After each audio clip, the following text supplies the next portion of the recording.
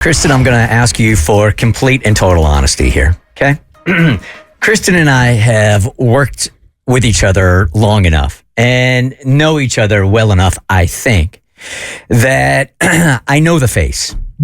I know the face when I see it. When I'm talking about something on the radio that's going on in my life that she doesn't exactly agree with, but she's trying to be a supportive radio partner, I think I can see the face. Okay?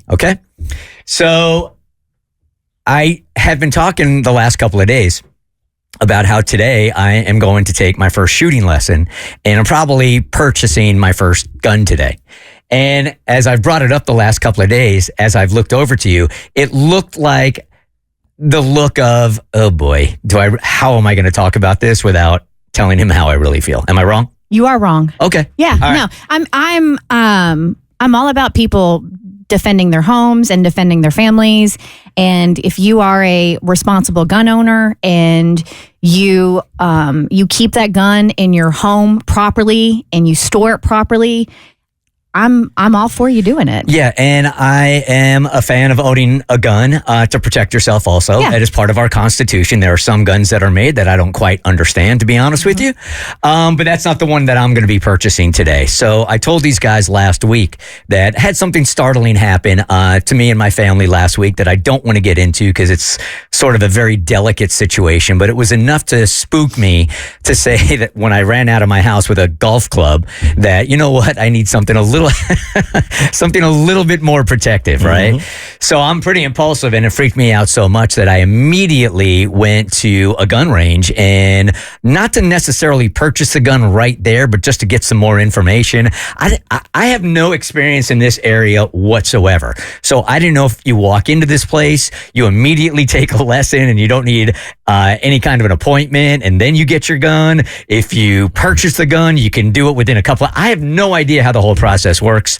I just know that I have been talking myself in and out of getting a gun now for over a decade. Yeah, for as long as I've been on the show, this has been something that you've just kind of like gone back and forth on. And I think because this happens so close to home that I'm just like, you know what? No more. I got a family to protect, and look at me, man. I'm 5'4". I'm 145 pounds. It would take a 7th grader to break in the house for me to take them.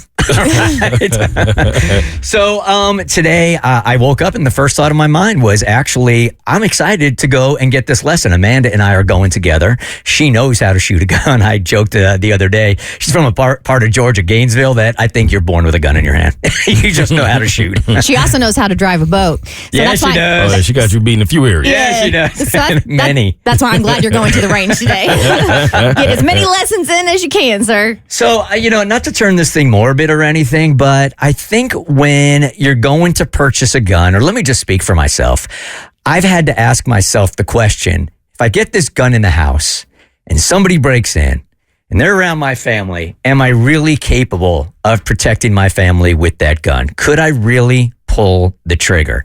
Because I think TV and I think movies romanticize it. I'm assuming, and you don't see a lot of conversation about this.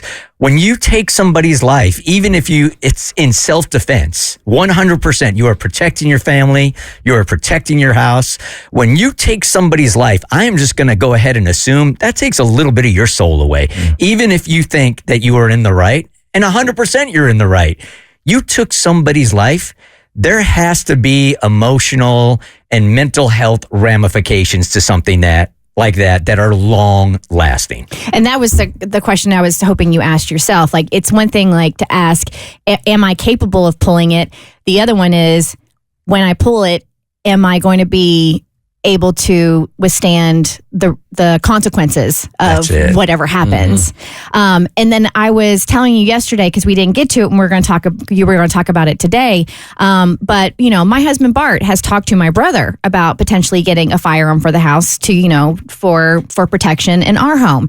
And my brother, he's a Marine, and he is very well versed in guns and that stuff. And so when he was talking to him about it, he was giving him some advice. And that was one of the hesitations that we had, is like, will you be able to live with yourself if you take the life of somebody else, even if it is in self-defense, right? And if I am remembering this correctly, because this conversation had a long time ago, my brother's suggestion was when you load the gun, give yourself 3 shots. You have a blank, you have a rubber bullet, and then you have a real bullet. And then that way the person you're shooting at, like if they keep coming at you, then there you have it. But it kind of gives you a little bit of a buffer there of protection and also not actually taking a life. Yeah, I have a lot of these conversations with my dad. He had a very open dialogue with all of us growing up because he was a police officer for so many years, a detective for so many years. So he's always had firearms in the home to protect his family. We don't know where they are, but we know they're there. And his thing was always like, obviously, you hope you never have to use it, but you'd be surprised at what you'd be capable of doing if you really had to defend your family.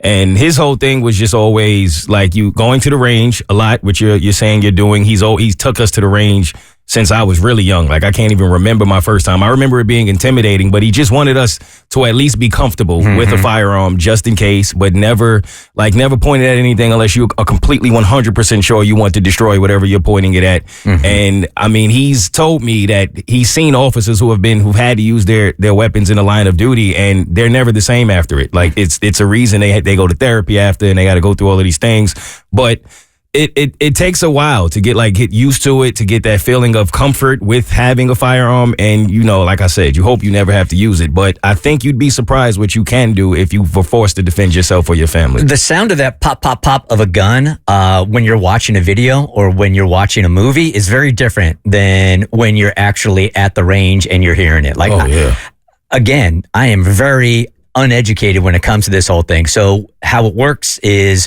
all the guns are laid out in one room. They're all on the shelves and everything like that. And there are all sorts of different ones. And I don't know one from the other at this point. But you do know that as you're shopping, there's a range right next door. And you can hear the guns being fired. And it rattles you. It really rattles you. So as I was asking myself the question, could I really live with the fact that I took somebody's life? Conversely, I think I had to ask myself, could I live with the fact that somebody came into the house, I didn't have a firearm, and they did damage or took the life of somebody that I love? Could I live with that? And the answer absolutely was no. I might be able to get over the other one with therapy, especially if somebody breaks into my house. But if I didn't have that and I had the opportunity and something happened to my family, that's one I can't live with. So that's what I'm going in there with today, that mentality. So do you think you're going to walk away with a gun today? For sure. Yeah? Yeah, for sure. The Bert Show.